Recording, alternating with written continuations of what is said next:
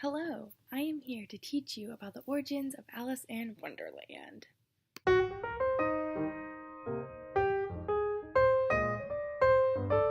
Charles Dugson, a mathematician at Christ Church, Oxford, first told his surreal stories to the daughters of Dean Henry Liddell as they wrote down the famous. After the boating trip, 10-year-old Alice Liddell begged him to write them all down and call it Alice in Wonderland. The White Rabbit could easily represent as Alice's father, Dean Liddell, because he was always running late, and the rabbit is always running late too.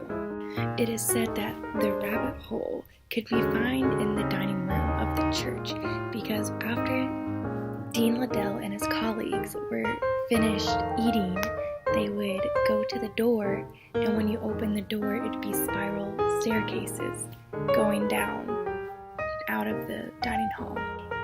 Alice in Wonderland, for when she eats something and her neck grows really long, is because in the dining hall where she always ate, there was a fireplace there, and next to the fireplace were these two things with long necks and then a head at the top. The phrase "mad as a hatter" is actually true because all hatters most likely did go crazy because they would get poisoning from mercury they used for the hats and get poisoned by it. The door to Wonderland is actually a door behind a curtain, and when you open the door, it leads to a garden behind the church, and it is known to actually be called Wonderland, and Dean Liddell's sisters would play in it all the time. Miss Prickett would represent the Red Queen because they'd always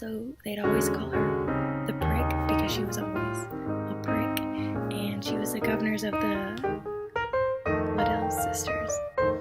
Alice in Wonderland is not about drugs. There's no sign that Charles ever did drugs or any written facts that he was on them. He was a godly man.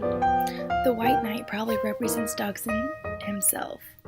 He fits the description perfectly. Shaggy hair, gentle face, large mild eyes. The White King says goodbye to Alice, who is going to become the queen. Dugson might be saying goodbye to Alice, who is going to be a grown woman and could not have these childhood imaginations anymore. There wasn't really much changes in a sense. It was just making things in real life become a dream, and it's targeted towards children, saying don't grow up, if you want to imagine all this stuff, imagine it, it doesn't matter, you're a kid, you're supposed to have an imagination. It's a fairy tale because obviously there's lots of animals talking in it.